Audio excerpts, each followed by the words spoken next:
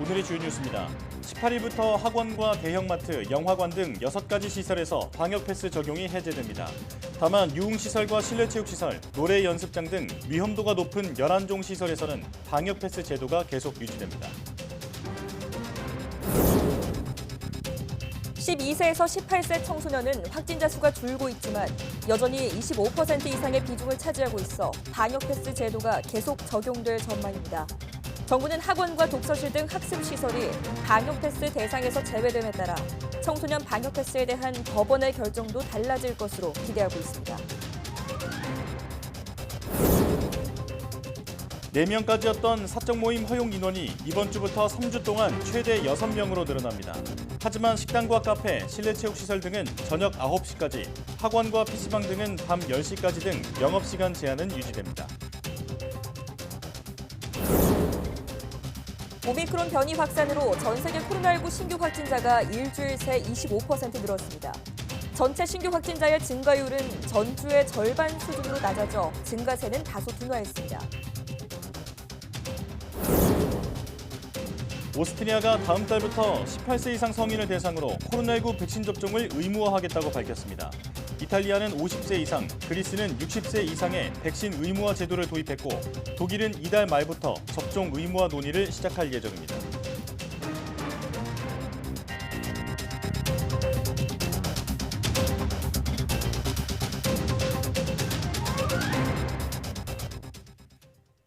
여러분 안녕하십니까? 사이언스 투데이 시작합니다.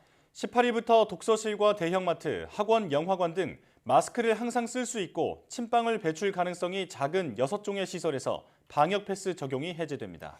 다만 유흥시설과 실내체육시설, 노래연습장 등 위험도가 높은 11종 시설에서는 방역 패스가 계속 유지됩니다. 정부는 방역 패스를 확대했던 지난해 12월보다 코로나19 유행 규모가 감소하고 의료 여력이 커진 상황을 반영해 상대적으로 위험도가 낮은 시설의 방역 패스를 완화하기로 했다고 밝혔습니다. 또 최근 법원 결정으로 방역 패스 제도 자체의 필요성은 인정되지만 백화점과 대형마트 방역 패스 집행 정지에 대한 결정이 엇갈리며 지역 간 혼선이 빚어질 우려가 있는 점도 고려했다고 설명했습니다. 정부는 이번 방역 패스 조정이 방역과 유행 상황에 따라 조정된 한시적인 조치라며 방역 상황이 악화하면 다시 조정할 수 있다고 덧붙였습니다. 이런 가운데 정부는 청소년에 대한 방역 패스 적용은 계속 추진하겠다고 밝혔습니다. 중앙재난안전대책본부는 12세에서 18세 청소년의 경우 확진자 수는 줄고 있으나 비중이 25% 이상을 유지하고 있어 방역 패스 적용이 필요하다고 보고 계속 적용할 방침이라고 확인했습니다. 중대본은 특히 이번 방역 패스 적용 완화로 학원과 독서실 등 학습시설을 방역 패스 대상에서 제외해 학습과는 관계가 없는 고위험 시설에만 방역 패스를 적용하게 됨에 따라 청소년 방역 패스 적용에 대한 법원의 결정도 달라질 것으로 기대했습니다. 방역당국의 계획대로 청소년에게 방역 패스가 확대되면 오는 3월부터는 12세에서 18세 청소년도 식당과 카페 등에 출입하기 위해서는 코로나19 백신 접종을 2차례 마친 뒤 2주가 지나야 합니다. 17일부터 다음 달 6일까지 3주간 사적 모임 최대 인원이 4명에서 6명까지로 늘어나고 식당과 카페를 비롯한 다중이용시설은 현행대로 저녁 9시 혹은 밤 10시까지로 영업시간이 제한됩니다. 중앙재난안전대책본부는 앞서 4주 동안 고강도 거리두기를 시행하면서 자영업자와 소상공인의 경제적 부담이 누적되고 국민의 피로감도 가중돼 거리두기 조치를 일부 완화했다고 밝혔습니다. 다만 오미크론 확산 속도를 최대한 늦추기 위해 다음 달 6일까지 식당, 카페, 실내체육시설, 노래방 등은 저녁 9시까지만, 학원과 PC방 등은 밤 10시까지만 영업할 수 있도록 다중이용시설 영업시간 제한을 유지합니다. 종교시설도 접종 여부와 관계없이 최대 299명 내에서 수용 인원의 30%까지, 접종 완료자만으로는 수용 인원의 70%까지 참석이 허용됩니다. 지난주 코로나19 주간 위험도가 전국과 수도권, 비수도권 모두 중간으로 평가됐습니다. 중앙방역대책본부는 1월 둘째 주인 지난 9일부터 15일까지 주간 코로나19 위험도를 평가한 결과 이같이 나타났다고 밝혔습니다. 신규 환자 중 60세 이상 고령층이 차지하는 비중은 지난주 12.7%까지 줄었고 위중증 환자와 사망자 발생 역시 전주보다 18% 이상 감소했습니다. 중환자실 병상 가동률은 수도권과 비수도권 모두 40%대 안팎으로 안정세를 보이고 있습니다. 일상회복지원위원회 방역의료분과위원회는 여러 지표가 개선됐지만 신규 확진이 소폭 증가하고 오미크론이 확산하며 앞으로 환자 발생이 더 늘 것으로 우려된다고 분석했습니다.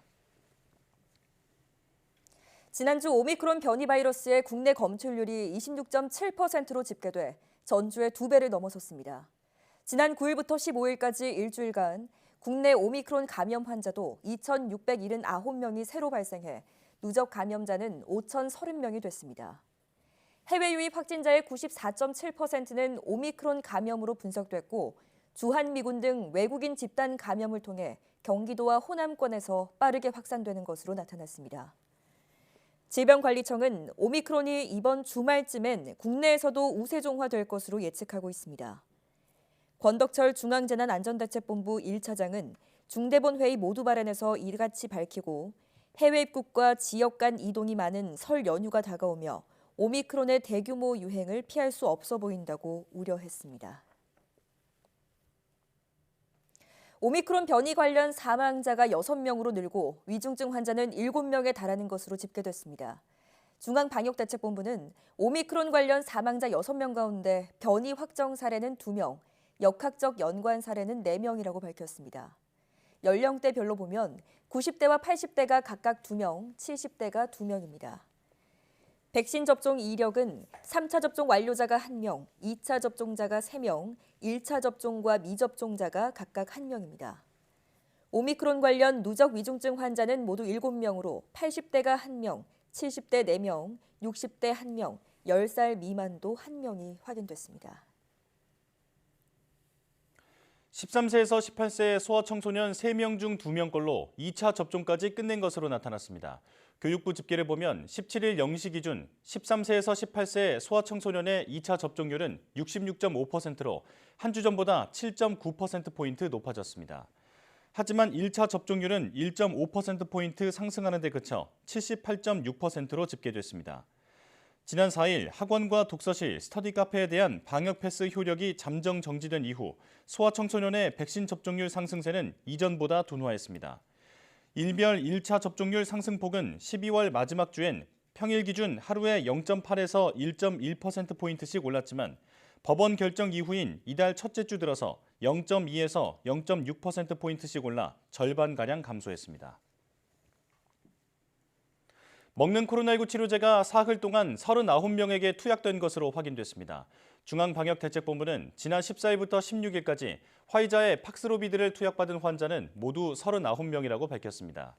투약 환자를 시설별로 보면 재택치료 중인 환자가 31명, 생활치료센터에 입소한 환자가 8명입니다. 팍스로비드 관련 부작용 의심 신고는 16일 저녁 6시 기준 0건으로 집계됐습니다. 앞서 정부는 지난 13일 먹는 치료제인 팍스로비드를 도입해 다음 날부터 환자에게 처방을 진행했습니다. 전 세계 코로나19 신규 확진자가 일주일 사이 25% 늘었습니다. 전체 신규 확진자의 증가율은 전주의 절반 수준으로 낮아졌지만 인도와 브라질 등에서는 확진자가 갑절 이상 불어나 두드러진 증가세를 보였습니다. 국제통계 사이트인 월드오미터에 따르면 지난 일주일 동안 전 세계 신규 확진자 수는 1,995만 6천여 명으로 집계됐습니다. 이는 전주 신규 확진자 수보다 25% 늘어난 수치지만 전주의 증가율이 50%에 달했던 것에 비하면 증가율이 절반 정도 줄었습니다. 이처럼 확진자 증가세는 다소 둔화했지만 사망자 증가폭은 오히려 커져 지난 7일간 사망자는 전주보다 10% 늘어난 48,764명으로 집계됐습니다. 오미크론 변이가 확산 중인 미국에서 하루 평균 코로나19 신규 확진자가 사흘째 80만 명대를 유지했습니다. 뉴욕타임스는 현지 시각 15일 기준 7일간 하루 평균 신규 확진자 수를 80만 5천여 명으로 집계했습니다. 2주 전보다 2배 늘어난 것으로 이달 10일 증가율이 3배 이상이던 것과 비교하면 증가세가 둔화했습니다. 뉴욕타임스는 오미크론의 초기 진앙지였던 뉴욕의 확산세가 하락세로 접어들었고 뉴저지, 매사추세츠 등 북서부주 등도 비슷한 추이를 보이는 것으로 보인다고 진단했습니다. 반면 다른 대부분 지역에선 여전히 폭발적인 증가세가 이어지고 있습니다. 오스트리아가 유럽에서 처음으로 모든 성인에게 코로나19 백신 접종을 의무화하기로 했습니다. 오미크론 변이에 맞서기 위해서는 백신 외에는 대안이 없다는 인식이 커지면서 백신 접종 의무화를 도입하거나 추진하는 국가들이 늘고 있습니다. 보도에 김형근 기자입니다. 오스트리아는 다음 달부터 코로나19 백신 접종을 의무화하겠다고 밝혔습니다. 18세 이상 모든 성인이 대상입니다. Das heißt, wir werden wie vorgesehen die Impfpflicht beschließen. Sie wird Anfang Februar in Kraft treten. 이를 어기면 우리 돈으로 최대 500만 원까지 과태료가 부과됩니다. 다만 임신부와 의학적으로 백신을 맞기 어렵다고 인정되는 경우는 적용되지 않습니다.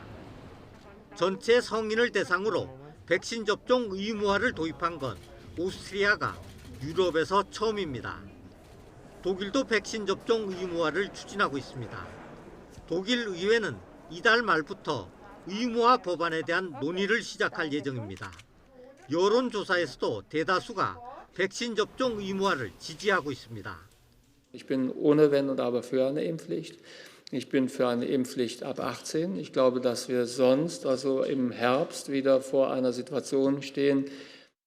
성인 전체는 아니지만 취약층을 대상으로 백신 접종을 의무화하는 나라도 늘고 있습니다.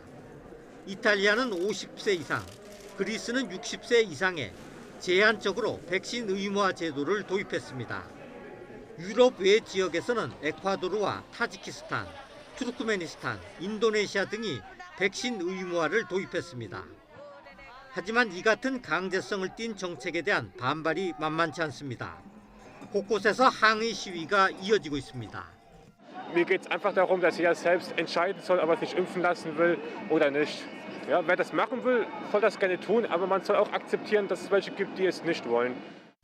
지난 주말에도 독일과 프랑스, 이탈리아, 스페인 등 유럽 주요 나라들은 백신 접종과 규제 조치에 반대하는 시위로 몸살을 앓았습니다. YTN 김영근입니다. 백신 접종을 강화하는 나라들의 소식을 보셨는데요. 유럽에서 가장 먼저 오미크론 변이가 확산했던 영국에서는 오히려 방역 규제를 푸는 방안이 검토되고 있습니다. 최근 신규 확진자가 급감하면서 오미크론 변이 사태가 지나고 있다는 희망 섞인 관측에 따른 것입니다. 이동헌 기자의 보도입니다. 영국 정부가 현재의 방역 규제를 담은 플랜 B의 유지 여부를 재검토할 예정인 가운데 규제가 완화될 것이란 현지 언론의 보도가 이어지고 있습니다. 올리버 다우든 영국 보수당 의장은 현지 시각 16일 언론 인터뷰에서 코로나19와 관련해 긍정적인 신호가 나오고 있다며 방역 규제를 해제할 수 있을 것 같다고 말했습니다. 선데이 익스프레스는 정부 고위 관계자를 인용해 방역 규제가 대부분 해제될 것이라고 전했습니다. 중등학교 등에서 마스크 착용 의무가 사라지고 백신 접종을 완료한 경우 입국 후 코로나19 검사도 없애는 방안이 검토되고 있습니다. 이 같은 방역 규제 완화 움직임은 최근 코로나19 신규 확진자가 급감하고 있는 데 따른 것입니다. 이날 영국의 코로나19 신규 확진자는 7만 900여 명으로 작년 12월 14일 이후 가장 적었습니다. 최고치였던 22만 명의 3분의 1 수준입니다. 사망자도 88명으로 줄었습니다. 더타임스는 백신뿐 아니라 코로나19 감염에 따른 면역 효과가 오미크론 변이 유행을 극복하는 데 도움이 됐다고 보도했습니다. 영국은 상대적으로 느슨한 방역 규제를 유지해 왔습니다. It's no wonder that we are the freest country in Europe. This country is leading the world in learning to live with COVID. 캠브리지대 추정에 따르면 지난달 중순까지 잉글랜드 인구의 약 42%인 2,300만 명이 코로나19에 감염된 적이 있습니다. 더타임스는 영국이 코로나19 종교를 가장 먼저 선언하는 나라가 될 수 있지만 15만 명이 넘는 코로나19 사망자 유가족에게는 너무 큰 대가를 치른 패전이나 다름없는 승리일 것이라고 전했습니다. YTN 이동원입니다. 동계올림픽 개막을 앞두고 선수와 대회 관계자들의 중국 입국이 본격적으로 시작된 가운데 개최 도시인 베이징은 최근 발생한 오미크론 변이의 감염 경로를 아직 찾지 못하고 있습니다. 관변 매체인 글로벌타임스 신문은 이같이 보도하면서 베이징에서의 방역 조치가 더 강화될 수 있다고 전망했습니다. 글로벌타임스는 또 오미크론 확진자의 거주지 주민과 동선상의 접촉 가능자 등 13,000명에 대해 핵산 검사를 한 결과 아직 추가 감염자는 나오지 않았다고 전했습니다. 이 신문은 그러나 베이징시의 초등학교와 중학교가 모두 온라인 수업으로 전환했고 시내 주요 명승지의 입장이 중단됐으며 추가로 이동 통제도 실시될 수 있다고 전망했습니다.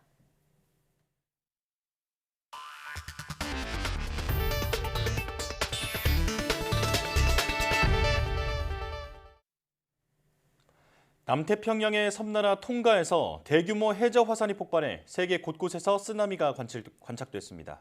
화산 폭발 현장에서 60여 킬로미터 떨어진 섬나라 통가는 통신이 끊겨 피해 상황이 아직 확인되지 않고 있습니다. 보도에 이상순 기자입니다. 페루 남부 해안 도시 피스코에 바닷물이 밀려들고 있습니다. 남태평양 통가 인근의 해저 화산 폭발 지점에서 10,000km나 떨어진 곳입니다. 바닷물이 순식간에 무릎 높이까지 차오르면서 해안 도시는 아수라장이 됐습니다. Y la tercera sí fue cuando todo el mundo que llegó hasta el muro.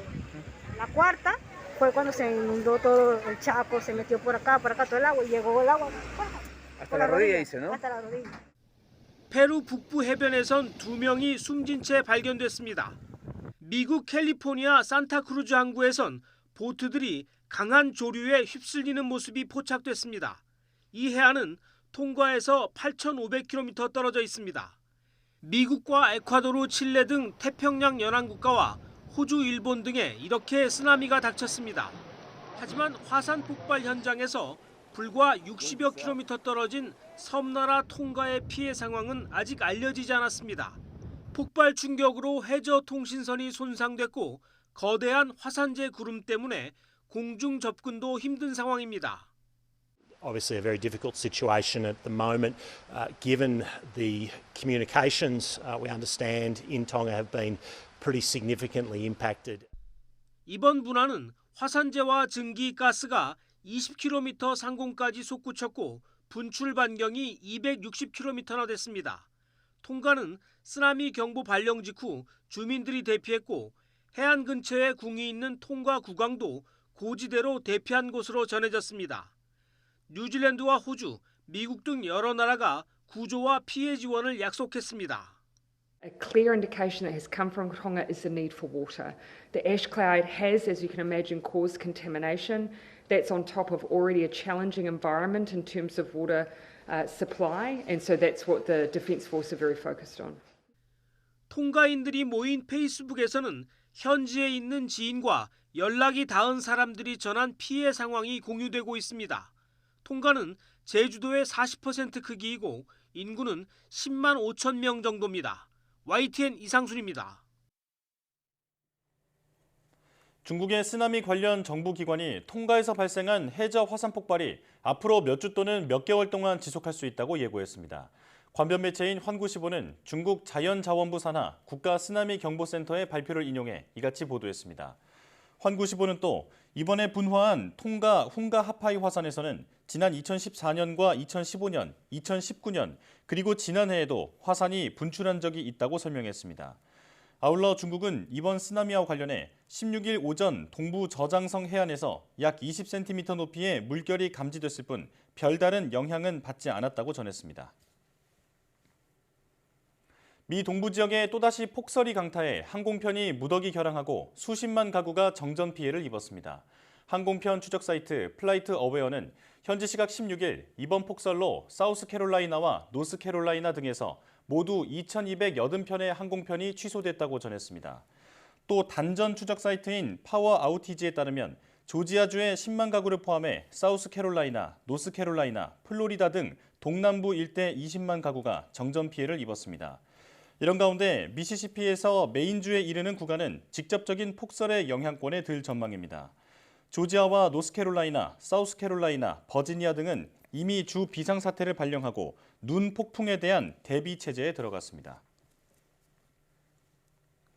중국의 지난해 4분기 경제 성장률이 1년 반 만에 가장 낮은 4%를 기록했습니다. 중국 경제는 올해도 큰 폭의 반등은 어려울 것으로 보여 글로벌 경기 냉각에 대한 우려가 커지고 있습니다. 김원배 기자가 보도합니다. 중국 국가통계국은 중국의 지난해 4분기 국내 총생산 증가율, 즉 경제 성장률이 4.0%로 집계됐다고 발표했습니다. 이는 코로나19 확산에 따른 충격이 한창이던 2020년 2분기 이후 1년 반 만에 가장 낮은 수준입니다. 다만 블룸버그 통신이 집계한 시장 전망치 3.6%보다는 높습니다. 중국 경제는 기저효과에 힘입어 지난해 1분기 성장률이 18.3%까지 올랐다가 2분기 7.9%, 3분기 4.9%, 4분기 4.0% 등으로 뚜렷한 경기 둔화 추세를 보였습니다. 중국의 지난해 연간 경제 성장률은 8.1%로 시장 전망치인 8.0%의 대체로 부합했습니다. 중국은 코로나19의 충격으로 2020년 경제 성장률이 2.2%까지 급락했습니다. 이는 문화대혁명이 끝난 1976년 마이너스 성장률을 기록한 이후 44년 만의 최저치였습니다. 2020년과 지난해 2년간의 연평균 성장률은 5.1%로 나타났습니다. 지난해 하반기부터 나타나고 있는 중국 경기의 급냉은 올해 들어서도 계속될 것으로 보여 올해 5% 성장률 달성이 만만치 않을 것으로 보입니다. 중국의 경제 성장을 견인하던 수출 증가율이 올해 평년 수준으로 둔화할 것이란 관측 속에서 부동산 시장 위축과 코로나19 확산 심화 등의 악재가 당분간 지속될 것으로 전망되기 때문입니다. 外部环境更趋复杂、严峻和不确定，国内经济面临需求收缩、供给冲击、预期转弱三重压力。 이에 따라 중국 정부가 오는 3월 전국 인민대표대회에서 올해 경제 성장률 목표치를 얼마로 제시할지 관심을 모으고 있습니다. 중국 국무원 산하 사회과학원은 지난달 올해 경제 성장률을 5.3% 수준으로 예측했습니다. 그러나 골드만삭스와 JP모건은 코로나19 오미크론 변이 확산 등을 이유로 중국의 올해 성장률을 각각 4.3%와 4.9%로 제시했습니다. YTN 김원배입니다.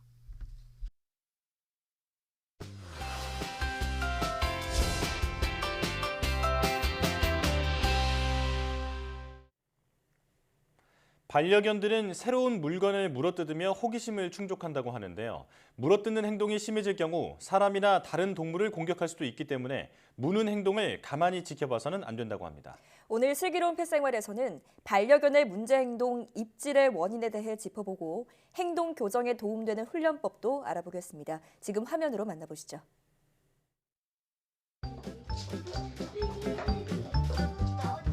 가족들의 사랑을 듬뿍 받고 있다는 반려견 아리. 하지만 틈만 나면 집안의 모든 물건들을 물어뜯는다는데요. 아리! 이거 뭐야? 얼마 전에는 식기세거제를 먹어서 응급실에 갔던 적도 있고요. 또 아리가 자꾸 입질을 하거든요. 혹시라도 큰 사고가 나지 않을까 그게 가장 염려돼요. 천방지축 반려견을 위한 맞춤 솔루션. 슬기로운 펫생활에서 알아봅니다. 오늘의 주인공을 찾아간 곳은 경기도 의정부시인데요. 안녕하세요. 들어오세요.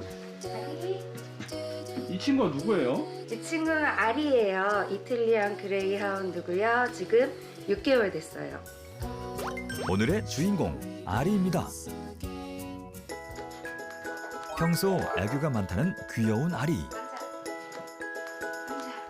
아리와는 어떻게 가족의 연을 맺게 되신 건가요? 아리는 아이들이 너무 강아지를 키우고 싶어 했고요.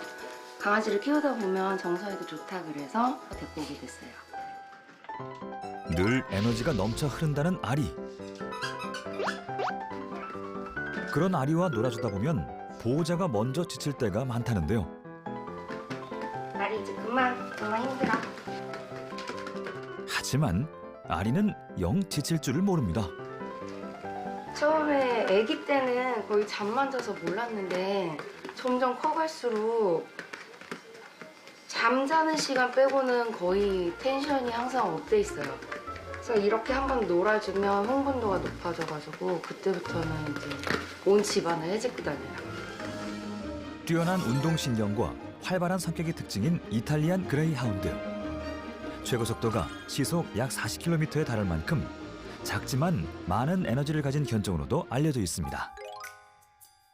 그날 오후 밀린 집안일을 하느라 정신이 없는 보호자. 그런 보호자를 멀리서 유심히 지켜보는 아리. 그러다 슬며시 소파로 향해 휴지를 물고 달아나는데요.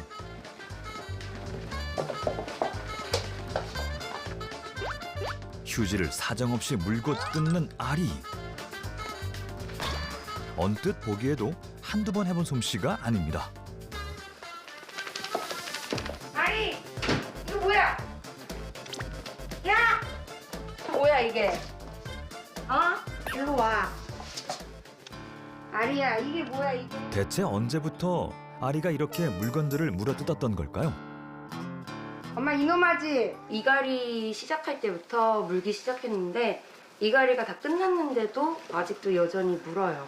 아이들 연필이나 지우개, 뭐 배변 패드나 아까처럼 그런 휴지 같이 그런 것들을 자주 물더라고요. 얼마 전에는 스키 제거제를 먹어서 응급실에 갔던 적도 있고요. 장염도 2번이나 걸렸었어요. 제가 이거를 왜 이렇게 놨겠어요. 이 안에 지금 아이가 다 물어 뜯어가지고 여기를 다 제가 테이프로 붙여놔서 너무 지저분해가지고 이거 씌워놨어요. 걱정도 많이 되시겠네요. 그러면. 네, 저는 다른 것보다 아이가 아플까봐 그게 제일 걱정이에요. 아리의 에너지를 풀어주고자 함께 산책을 나온 보호자. 아리도 무척이나 신이 난 것 같은데요. 지금 아이들 학교 시간이 다 돼가지고요. 아이들 데리러 갈 겸 산책하고 있어요. 아리를 교문 앞에서 기다리고 있었던 아이들. 아리 가자. 엄마 가자요. 추운 날씨 탓에 걸음을 서두르는 가족들. 아리의 짧은 산책을 마무리한 채 집으로 돌아갑니다. 하교 후 아이들과 함께하는 저녁 시간. 이 시간엔 평소보다 아리가 더욱더 활발해진다고 하는데요. 그러던 그때 연필을 물고 집으로 숨어버린 아리. 하지만 결국 보호자의 손에 연필을 뺏기고 맙니다. 왜 그거 가져가면 안 돼? 이거 물으면 아리가 죽으니. 자주 물어가 이런 거? 네. 언제 심이 입에 낀 적도 있고.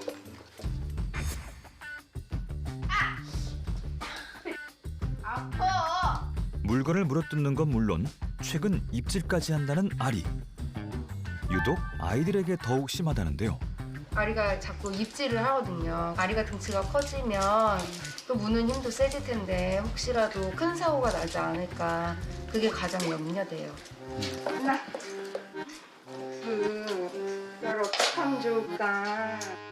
일단 아이가 아무거나 물어뜯고 먹는 거 그리고 이제 입질하는 거 저야 뭐 어른이라 괜찮지만 아이들이 다 많이 이제 물리거나 할까봐 그게 제일 걱정이 되더라고요. 반려견이 뭔가를 깨무는 행동은 본능에 의한 행동으로 알려져 있는데요. 반려견들은 대부분 새로운 물건들을 물어뜯으며 호기심을 충족한다고 합니다. 특히 이갈이 시기에는 주변 물건들을 깨무는 행동들이 더욱 심해진다고 하는데요. 그래서 아리의 문제 행동을 더욱 심층적으로 분석하고 교정하기 위해 이웅용 전문가를 모셨습니다. 안녕하세요. 사람을 엄청 좋아하네요. 가장 먼저 집안 환경을 둘러보는데요. 어이구 다 뜯었네. 솜을 다 뜯어 먹어갖고. 또 아리 작품. 네. 예술가. 이렇게 물고 하는 버릇은 없나요? 있어요. 이 아이들이 자꾸 이렇게 손을 물려요. 손을 그렇게- 물려갖고 전번에 얼굴도 핥혀가지고 상처가 난 적도 있었고. 이러한 아리의 문제 행동을 전문가는 어떻게 봤을까요? 이탈리안 그레이하운드는 또 열이 많아요. 그래서 추위도 더 많이 타고 그렇기 때문에 산책 나갈 때 추위를 많이 탈 겁니다. 그 이탈리안 그레이하운드는 좀 운동을 많이 하는 견종이에요. 이 아이가 이 집안에서 이렇게 뛰고 물어뜯고 하는 거는 어떻게 보면 정상적인 행동을 보인다고 보시면 되세요. 무는 버릇은 이렇게 어릴 때 장난으로 이갈이 때문에 하는 건데 이 부분을 계속 우리가 그냥 참아주고 기다려주고 괜찮아지겠지 하는 이런 생각 때문에 아이들이 나이 먹어서도 그런 행동을 했을 때는 크게 심각한 문제로 다가온다는 거죠. 네. 목줄이 풀린 주인집 개물림 사고는 해마다 빠르게 증가하고 있는 실정인데요. 이런 불상사를 예방하기 위해서라도 아리의 빠른 행동 교정이 필요한 시점입니다. 집에서 이제 겨울철이고 하기 때문에 산책 나가기가 되게 힘들 수도 있어요. 그래서 이 종이컵에다가 간식을 넣고 같이 이렇게 엎어놓는 거예요. 찾았을 때 딱 열어주시면 돼요. 실내에서 아리의 활동성을 풀어주는 종이컵 타깃 훈련인데요. 이 훈련은 문제 행동에 어떤 도움이 되는 걸까요?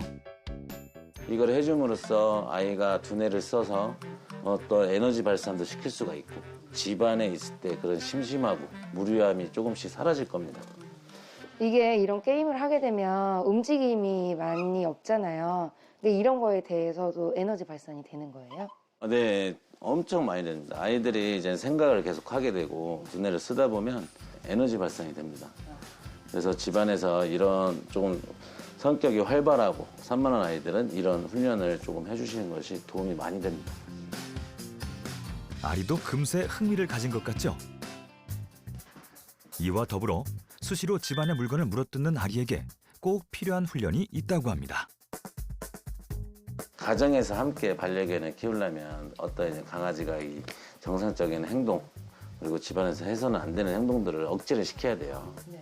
그래서 제일 중요한 거는 집안에 규칙이 있어야 돼요. 그래서 이제는 방석을 갖고 포인트 교육을 할 건데요. 그래서 이 방석은 처음에 항상 이 벽 쪽에다 해주시는 게 좋아요. 네, 벽 쪽에다 해주시고 처음에는 이 강아지에게 이 포인트 훈련이라는 걸 알려줄 때는 간식을 주는데요. 간식을 손에서 주는 게 아니라 이 포인트에서 떨어뜨려서 이 아이가 방석 위에 있는 간식을 먹어야 돼요. 가장 먼저 방석에 간식을 넣어 반려견에게 포인트 공간이 익숙하도록 만들어줌으로써 보호자와의 규칙을 정하는 겁니다. 어느새 아리도 자연스럽게 포인트 공간 위로 올라가는데요. 여기서 절대 아이를 내가 힘으로나 손으로 올리지 마세요. 이 아이가 자연스럽게 자기가 스스로 들어갈 수 있게. 아리, 보호자도 직접 훈련을 따라해보는데요. 그렇죠. 포인트, 가세요. 그렇죠. 오케이. 포인트. 아리가 금세 방석 위로 올라섭니다. 그렇죠. 짧은 시간 내에 보인 아리의 놀라운 변화. 그리고 또 하나의 문제 행동이었죠. 바로 아이들을 향한 아리의 입질이었는데요. 아이들이 놓으라고 하면 전혀 들어먹지를 않아요. 아리가 봤을 때는 재밌어. 이미 그거에 빠져있기 때문에 누군가가 말해도 그냥 그게 재밌는 거야. 그럴 때 명령을 내리시면 안 되세요. 그래서 아이들한테 노 가리키고 뒤에서 줄로 텐션으로 그냥 툭툭툭 행동을 멈추게 하고 아이가 바로 보상을 할 수 있게 이렇게 같이 어른이랑 같이 교육을 해주셔야지만이 아이들을 물고자 하고 무시하는 행동이 조금씩 사라집니다. 네. 그리고 아리가 오면 손으로 노 이렇게 밀어. 손으로 밀어. 아리를 밀어. 먼저 반려견에게 아이가 정확한 거절 의사를 밝혀줘야 하는데요. 밀어줘. 노. 이때 간결하고 단호하게 노를 외쳐주는 게 훈련의 포인트랍니다. 노. 톡 쳐주시면 되세요. 그 다음 성인 보호자가 리드줄에 텐션을 줘 반려견의 행동을 빠르게 저지시켜줘야 합니다. 이렇게 항상 명령어는 아이가 진정됐을 때 노라는 단어를 쓰고 보상을 해줘야지만이 아이들이 이해하는 겁니다.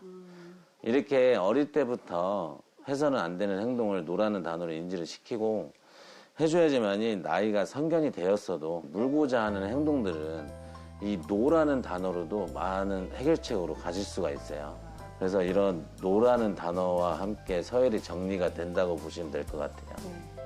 기본 교육이 굉장히 중요하다는 걸 깨달았고요.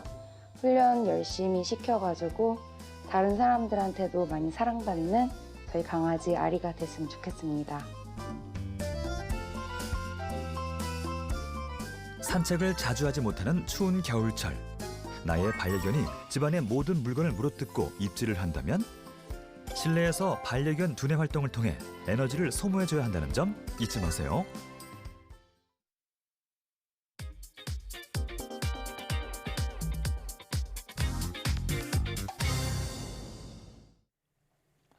첨단 기술로 무장한 IT 기업들이 앞다퉈서 혁신 제품을 공개하는 행사가 있죠. 바로 이달 초 라스베이거스에서 열렸던 세계 최대의 가전 IT 전시회 CES인데요. 올해 CES를 뜨겁게 달궜던 갖가지 신기술과 전자 디바이스들의 새 트렌드를 되짚어보겠습니다. IT 칼럼니스트 이호은 씨와 함께하겠습니다. 어서 오십시오. 안녕하세요. 네, 안녕하십니까.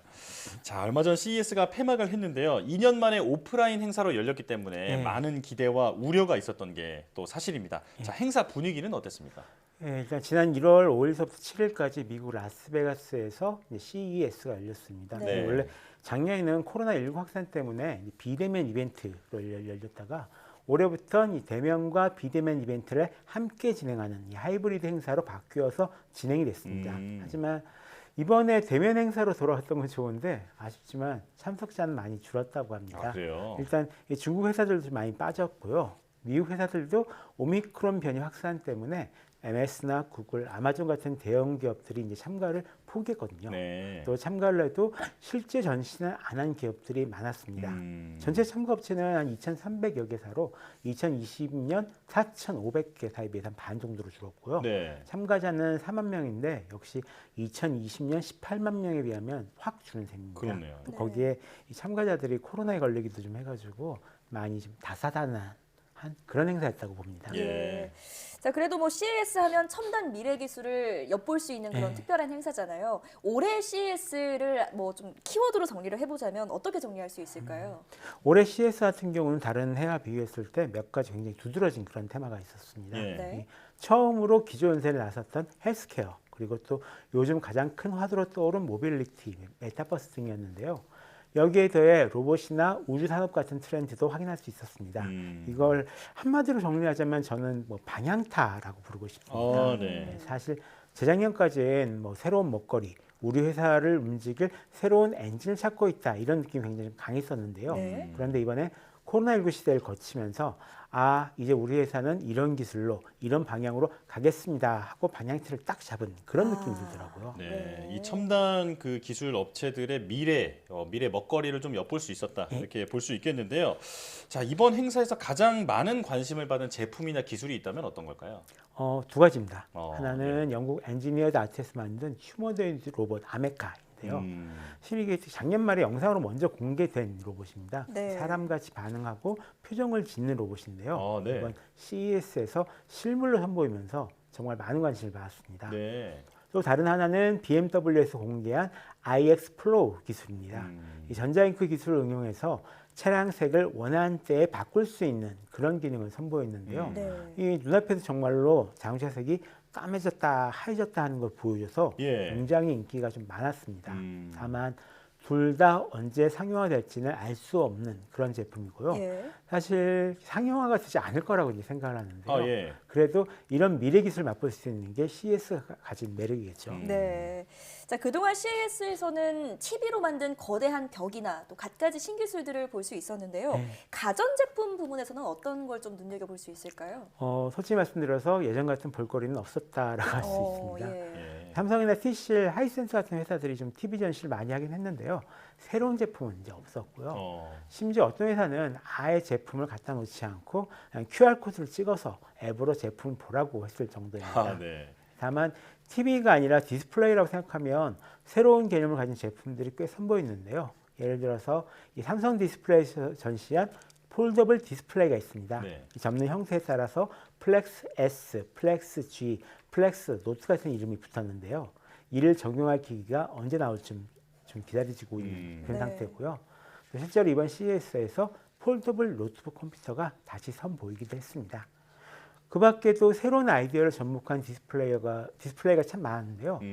미니빔 프로젝터 형태를 바꿔서 다양하게 쓸 수 있게 만든 기기나 특히 뭐 세로로 회전해서 볼 수 있는 모니터들이 사람들의 눈길을 많이 사로잡았습니다. 예.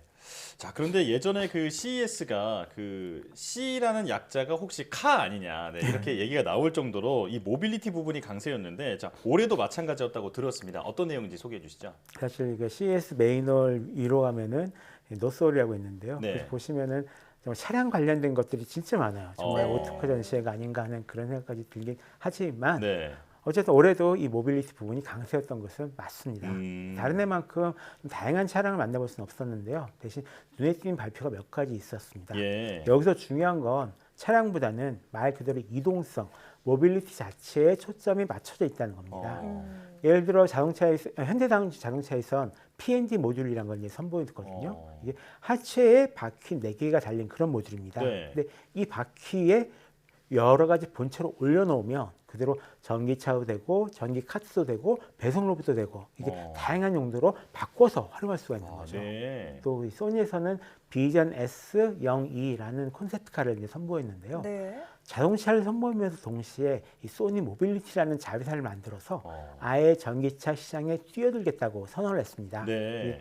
TV랑 게임기를 만드는 회사가 이제 전기차도 만들 수 있는 시대가 온 겁니다. 예. 말씀하셨던 현대자동차도 사실 전통적인 자동차 기업인데 여기서 로봇까지 만든다고 하니까 이제 점점 그 산업 간의 경계가 허물어진다 이런 생각도 들고요. 자, CES에서도 당연히 이런 변화의 흐름을 읽어볼 수 있었겠죠? 예, 맞습니다. 앞으로는 이 자동차가 로봇이고 로봇이 자동차일 것 같다 이런 생각을 좀 해보는데요. 전 이번 CES 2022의 핵심 트렌드가 바로 이 로봇을 이용한 자동화다라고 보고 있습니다. 예를 들어서 이번 CES 2022에서 제가 가장 좋아하는 제품을 하나 꼽는다면 그건 이제 존 디어에서 선보인 완전 자율주행 트랙터가 될 겁니다. 이 트랙터가 사람이 지켜보지 않아도 스스로 밭을 갈고요, 씨를 뿌리고요, 수확할 수 있는 일을 할 수 있는 그런 트랙터인데요. 마치 우리가 로봇 청소기를 쓰는 것처럼 스마트폰 앱으로 트랙터에 명령을 내리면서 농사짓는 시대가 열린 겁니다. 네. 사실 몇 년 전서부터 이 트랙터가 이제 실증 시험을 해오고 있다는 얘기는 들었었거든요. 근데 중요한 건 이 제품을 2022년, 그러니까 올해 말부터 실제로 판다는 거죠. 네. 일단 선택된 몇십 분에게만 공급할 거라고는 하는데요. 그래도 실제로 팔린다는 게 이게 정말로 중요한 사건이라고 보고 있습니다. 네. 자, 안 그래도 그 정말 인구 고령화 시대에 농촌의 일손이 부족한데 네, 이런 부분들을 해결할 수 있는 그런 기술로 주목을 받고 있습니다. 자, 이 외에 그렇다면 개인이 가정에서 사용할 만한 로봇은 없나요? 다른 제품으로는 이 레브라드 시스템에서 만든 리트리버라는 선반 이동형 로봇이 있습니다. 이 움직이기가 힘든 분들을 위한 움직이는 선반이다라고 볼 수 있는데요. 이 쓰는 목적이 분명하기 때문에 유용하게 쓸 수 있다라고 보고 있고요. 또 역시 내년부터 실제로 판매될 그런 제품입니다. 사실 모빌리티라는 것도 보면 자동차나 이동수단이 로봇처럼 변하는 거고 자율주행 선박식이나 드론도 모두 이제 로봇이라고 볼 수 있잖아요. 이제는 샤워기에도 와이파이를 다는 그런 시대가 된 만큼 앞으로 이런 자동화가 어떤 형태로 얼마만큼 발전할지 지켜보고 있습니다. 자, 올해 또 CES에서 떠오른 큰 화두로 메타버스를 또 짚어주셨는데요. 메타버스 플랫폼을 활용한 그 신기술에서는 좀 소개해 주실 만한 게 있을까요? 아마 여러 얘기 많이 들으셨을 겁니다. 한글과 컴퓨터 그룹이 메타버스 시장 진출하기 위해서 이런저런 준비를 하고 있다 이런 얘기도 있었고요. 근데 솔직히 말씀드리자면 메타버스 관련해서도 여러 가지 신제품이 선보이지 않았습니다. 다만 이 퀄컴과 MS에서 XR 제품용 칩셋을 공동 개발하겠다라고 발표를 했고요. 또 TCL 같은 경우에는 AR 글래스 레이니아오라던가 파나소닉에서는 VR 안경 메가네 X 등을 공개했는데요. 공통적으로 지금 VR 헤드셋이 가지고 있는 불편함을 없애려고 노력한 제품들이라는 겁니다. 네. 그 밖에도 여러 가지 트렌드를 확인할 수 있었는데요. 헬스케어 제품이 많은 관심을 받았다던가 또는 이 새로운 노트북 컴퓨터용 칩셋 발표 같은 것이 있었습니다. 네. 또 그 충전하지 않고도 쓸 수 있는 리모컨이라던가요. 게이밍용 제품도 굉장히 많은 관심을 받았고요. 또 메터라는 이 홈 IT용 새로운 표준이 작년에 나왔었거든요. 예. 이 표준을 지원하는 제품이 올해 CES에서 굉장히 많아졌어요. 그래서 어쩌면 올해는 이 가정용 스마트 제품 시장의 성장을 기대해 볼 수 있을 것 같습니다. 네. 자, 메타버스는 항상 가장 중요한 뭐 화두다 이런 얘기 나오는데 네. 막상 제품이나 이런 거는 새로운 게 딱히 뭐 나오진 않고 있는 실정이군요. 기다리셔야죠. 네. 자, 그리고 올해 CES에서는 이제 국내 기업들이 4분의 1이나 이제 네. 전체 참여 기업의 4분의 1이나 참여했다고 하는데 우리나라 그 기업들의 현장 반응은 어땠습니까? 일단 보시면 정말로 일단 많이 참석을 했었습니다. 네. 이제 중국 기업들이 빠지면서 한국 기업들의 참여가 좀 유난히 두드러진 이런 한 해였다라고 볼 수 있을 것 같은데요. 재미있는 거는 이 CES의 새로운 신기술이다, 정말 좋은 제품이다, 가지고 싶다라고 해서 쭉 올라왔는데 네. 알고 봤더니 한국 제품이네, 알고 봤더니 한국 제품이네 이런 경우가 의외로 굉장히 많았어요. 네. 애완동물 관련 제품도 그렇고 특히 뭐 머리에 써서 뇌파를 검출하는 제품들이나 이런 것들은 미디어에서도 좀 굉장히 좀 많이 다뤄졌었거든요. 네. 그래서 저희가 어떻게 보면은 굳이 이 CES를 가야 되냐라는 이런 의견도 굉장히 많았고 실제로 미국식 미디어에서도 이 보도진을 파견하지 않은 경우가 있긴 있었습니다. 네. 하지만 실제로 이 CES를 통해서 어느 정도 한국의 특히 작은 기업들이 이 기술을 알리는 성과를 거둘 수 있었다라고 보고 있고요. 또 그 SKT나 이런 두산이나 이런 큰 기업들도 사실상 이번 CES에서 거의 유일하게 그 어떤 볼거리를 제공해줬던 기업이었다라고 생각하셔도 될 것 같습니다. 그렇군요. 네. 올해 CES에서는 뭐 다양한 볼거리뿐만 아니라 말씀하셨듯이 우리나라 IT 기술력이 좀 위상을 다졌다는 점에서 더 의미가 있는 것 같습니다. 자, 여기까지 듣겠습니다. 지금까지 IT 칼럼니스트 이효훈 씨와 함께했습니다. 잘 들었습니다. 고맙습니다.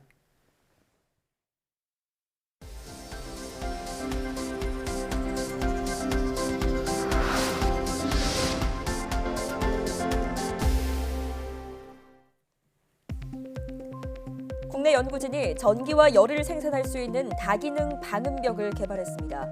한국에너지기술연구원 강은철 박사팀은 태양광 패널과 태양열 집열기, 흡음재 등을 활용해 방음 성능을 높이고 전기와 온열도 생산할 수 있는 다기능 방음벽을 개발했다고 밝혔습니다. 연구팀이 지난해 12월부터 충남 계룡시에 개발한 방음벽을 설치해 운영해본 결과 차음 성능과 흡음 성능이 기존보다 높은 수준을 보였으며 발전 효율 역시 기존 태양광 패널보다 6% 높은 것을 확인했습니다. 사내 코로나19 예방접종 대상자 안내와 같은 가상 해킹 메일을 국내 기업에 전송한 결과 메일 열람률은 16.7%, 감염률은 5.4%인 것으로 나타났습니다. 과학기술정보통신부는 지난해 11월부터 3주 동안 285개 기업에 93,257명의 직원을 대상으로 사이버 위기 대응 모의 훈련을 실시한 결과 이같이 나타났다고 밝혔습니다. 열람률과 감염률은 지난해 상반기보다 각각 9.1%포인트, 2.2%포인트 낮아졌으며 훈련에 재참여한 기업의 감염률은 3.6%로 신규 참여 기업 감염률인 8%에 비해 낮았습니다. 지구의 생물이 현재 인간에 의한 6차 대멸종을 겪는 중이라고 연구 결과가 나왔습니다. 미국 마누아 하와이대 연구팀은 달팽이를 비롯한 연체동물이 처한 상황을 토대로 대멸종 연구를 진행한 결과 200만 종의 지구 생물 중 15만에서 26만 종이 사라져 최대 13%가 이미 멸종됐다고 밝혔습니다. 연구팀은 6차 대멸종 진행을 확인하는 데 표율이나 조류뿐 아니라 무척추 동물을 포함하는 것이 중요하다며 인간은 지금의 위기를 초래한 당사자로서 지구의 생물 다양성을 위한 선택을 해야 한다고 강조했습니다.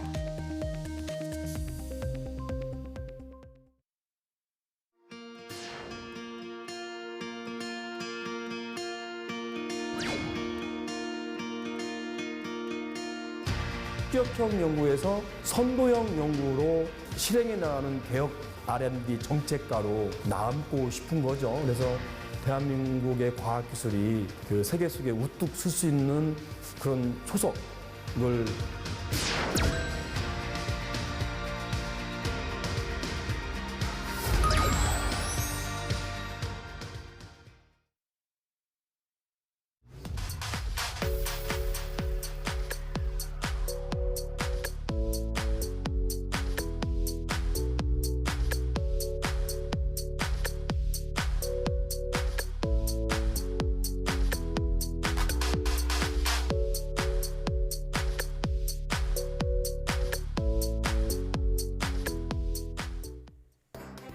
과학기술의 비약적인 발전으로 대전환이 일어나고 있는 시대에 과학기술에 대한 국정 운영 전략은 매우 중요하죠. YTN 사이언스는 과학기술단체 총연합회와 함께 차기 정부를 이끌게 될 대통령 후보들을 차례로 모시고 과학 정책과 비전을 묻는 시간을 마련했습니다. 첫 순서로 이번 주 수요일 19일 오후 4시 15분에 더불어민주당 이재명 후보의 과학정책 토론회를 생중계해드립니다. 따라서 19일 오후 사이언스투데이 뉴스는 토론회에 이어서 평소보다 1시간 늦은 오후 5시에 시작합니다. 많은 시청 바랍니다. 사이언스투데이 마칩니다. 여러분 고맙습니다.